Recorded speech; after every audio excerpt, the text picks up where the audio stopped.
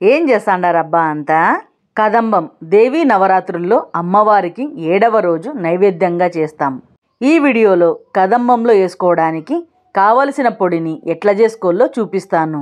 ఇది నవరాత్రులకే కాదు, దీంట్లో ఉల్లి వెల్లుల్లి ఉండదు కాబట్టి పూజలు, వ్రతాలు, నోములున్నప్పుడు ఇది చేసుకుంటే బియ్యం, బ్యాళ్ళు, దండిగా కూరగాయలేసి వండుతాం కాబట్టి పొట్ట ఫుల్గా ఉంటుంది, కావలసిన పోషకాలు కూడా అందుతాయి. ఇంకా లేట్ చేయకుండా కదంబంని ఎట్లా చేసుకోవాలో చూసేయండి. ఒక పావు బియ్యంని తీసుకుంటున్నా. దీనికి 3/4 కప్పు కందిబ్యాళ్ళను వేసుకోండి. నేను చేస్తున్న క్వాంటిటీ 3 నుంచి 4కి సరిపోతుంది. ఇది నీట్గా 2-3 సార్లు నీళ్ళతో కడిగి క్లీన్ చేసుకున్నాక 5 కప్పుల నీళ్లను పోసి గంట పాటు నానబెట్టుకోండి. మీకు టైం లేకపోతే కనీసం అర్ధగంట సేపైనా నానబెట్టుకోండి.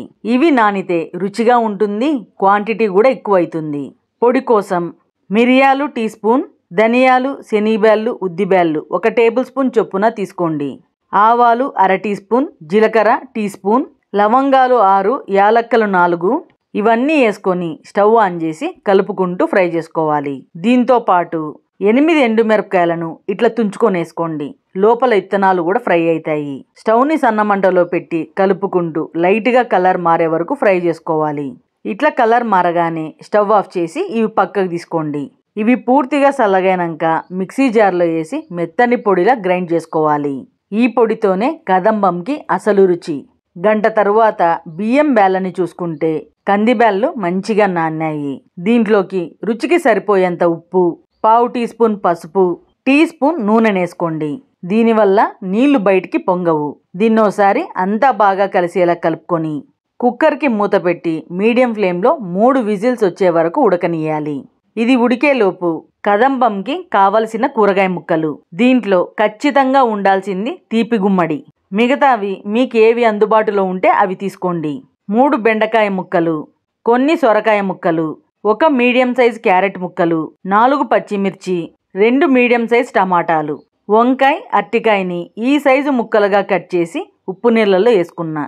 కలర్ మారకుండా ఉంటాయి. ఇవి ఉడకబెట్టుకునే దానికోసం ఒక గిన్నె తీసుకొని కూరగాయ ముక్కలన్నీ వేసుకోండి.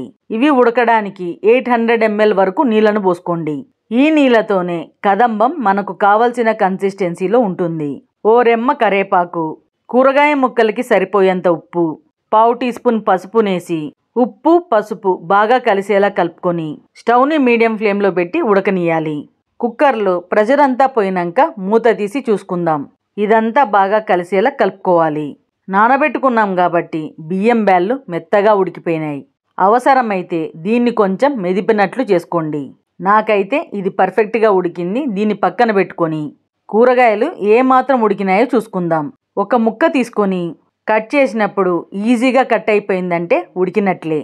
మరీ మెత్తగా కూడా ఉడకబెట్టుకోకూడదు.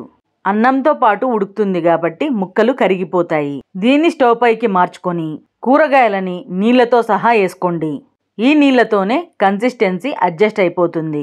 సపరేట్గా మామూలు నీళ్లు పోసుకునే బదులు కూరగాయలు ఉడికించిన నీళ్లు పోసుకోవడం ఉత్తమం. ముక్కల ఫ్లేవర్ అంతా నీళ్ళల్లో ఉంటుంది. ఇదంతా బాగా కలిసేలా కలుపుకోవాలి. ఇది తింటున్నప్పుడు ముద్ద ముద్దకి కూరగాయ ముక్కలు వస్తూనే ఉంటాయి. అందుకే ఎన్ని వీలైతే అన్ని వేసుకోవాలి. మీడియం సైజ్ నిమ్మకాయ ఎంత చింతపండుని నానబెట్టుకొని తీసుకున్న రసం ఇది. ఇది 150 ml వరకు ఉంటుంది. చింతపండు పులుసు బాగా కలిసేలా కలుపుకోవాలి. కూరగాయలు ఉడికించుకోవడానికి తీసుకున్న నీళ్లు, చింతపండు పులుసు కలిపి 950 ml వరకు వాటర్ ఉంటుంది. ఇది అంతా బాగా కలిసినాక మనం ముందుగా గ్రైండ్ చేసుకున్న పొడి ఉంది కదా, అది ఇప్పుడు వేసుకోవాలి. నేను మొత్తం పొడిని వేసుకుంటున్నా. ఎక్స్ట్రా కారం పొడి వేసుకోకుండా స్పైసీగా ఉంటుంది. తక్కువ తినే వాళ్ళైతే 2 టేబుల్ స్పూన్ల వరకు వేసుకోండి. ఈ పొడి అన్నంలోకి బాగా కలిసేలా కలుపుకోవాలి, లేదంటే ఉండలు కట్టేస్తుంది. ఈ పొడి వల్ల కదంబం చాలా ఫ్లేవర్ఫుల్గా ఉంటుంది. రుచికి సరిపోయేంత ఉప్పునేసుకొని అడ్జస్ట్ చేసుకోండి. కూరగాయ ముక్కల్లోనూ అన్నం ఉడికించేటప్పుడు కూడా వేసుకున్నాం, చూసుకొని వేసుకోండి. ఇదంతా బాగా కలిసేలా కలిపి ఉడకనియాలి. అన్నీ ఉడికినవే కాబట్టి ఎక్కువ ఉడికించాల్సిన పని లేదు. మధ్య మధ్యలో మూత తీస్తూ కలుపుకోండి, లేదంటే అడుగంటుతుంది. ఇట్లా కలుపుకోవడం వల్ల తొందరగా ఉడుకుతుంది కూడా. ఈ కన్సిస్టెన్సీలో ఉంటే చల్లారిన తర్వాత కూడా చిక్కబడదు. చిన్న ముక్క బెల్లం వేసుకోండి, తీయగా ఉంటుందనుకోకండి. అన్ని ఫ్లేవర్స్ని కరెక్ట్గా బ్యాలెన్స్ చేస్తుంది. దీన్ని కదంబంలోకి బాగా కలిపి కరగనీయాలి. మీడియం ఫ్లేమ్లో 5-10 నిమిషాలు ఇట్లా మంచిగా ఉడకనియాలి. ఈ మాత్రం ఉడికితే చాలు. కన్సిస్టెన్సీ కూడా పర్ఫెక్ట్గా ఉంది. దించేసుకునే ముందు గుప్పెడు కొత్తిమీరని కాడలతో సహా కట్ చేసి వేసుకోండి. ఆకుల కన్నా కాడల్లోనే ఫ్లేవర్ ఎక్కువగా ఉంటుంది. ఇదంతా బాగా కలిసేలా కలుపుకొని పక్కన పెట్టుకోండి. చివరగా దీంట్లోకి తిరగవాతను వేసుకుంటే రుచి మరింత పెరుగుతుంది. ప్యాన్ పెట్టి 2 టేబుల్ స్పూన్ల శనక్కాయ నూనె, 1.5 టేబుల్ స్పూన్ నెయ్యిని వేసుకోండి. ఇది పూర్తిగా నూనెతో వేసుకోవచ్చు లేదా నెయ్యితో వేసుకోవచ్చు. నేను ఇలా 2 కలిపి తిరగవాతను వేసుకుంటున్నా. ఇలాంటి ట్రెడిషనల్ రెసిపీలకు శనక్కాయ నూనె, నెయ్యి ఇలాంటి వాటితోనే రుచి చాలా బాగుంటుంది. నూనె కొంచెం వేడెక్కినాక టీ స్పూన్ ఆవాలు, టీ స్పూన్ జీలకర్రనేసి చిటపటమన్నియాలి. 2 రెమ్మల కరేపాకు, 4 ఎండుమిరపకాయలను తుంచుకొనేసుకోండి. దీన్ని మంచిగా ఏగనీయాలి. నూనె మరీ వేడిగా లేనప్పుడు కరేపాకుని వేసుకుంటే బయటికి చిట్లదు. ఇవన్నీ బాగా ఫ్రై అయినాక ఓసారి కలుపుకొని స్టవ్ ఆఫ్ చేసుకోండి. ఇప్పుడు 1/2 టీ స్పూన్ ఇంగువ అనేసి కలుపుకోండి. నూనె వేడికే ఇంగువ మంచిగా ఫ్రై అయిపోతుంది. చివరగా తిరగవాతను వేసుకుంటే ఎంతో రుచిగా ఉండే కదంబం రెడీ. ఉల్లి, వెల్లుల్లి, మసాలాలు ఇవి ఏమీ లేకుండా చేసుకునే ఈ వంట రుచిలోను సువాసనలోను అదిరిపోతుందంతే. ఇది తిన్నప్పుడు పొట్ట నిండుగా ఉండి చాలా హాయిగా ఉంటుంది.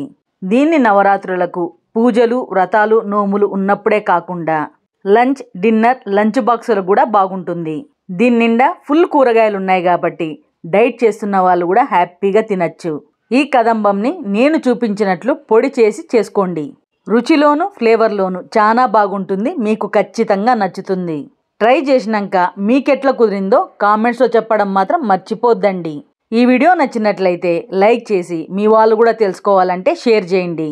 మిగతా 6 రోజుల ప్రసాదాలు కూడా ఛానల్ డిస్క్రిప్షన్లో ఇస్తాను, ఓసారి చూడండి. ఇట్లనే ఇంకా మంచి మంచి రెసిపీల కోసం మన ఛానల్ F3 ఫుడ్ ఫన్ ఫెస్టివల్ని సబ్స్క్రైబ్ చేయండి అబ్బా. ఇట్లు మీ వేణి. మరొక మంచి రెసిపీతో మళ్ళీ కలుద్దాం.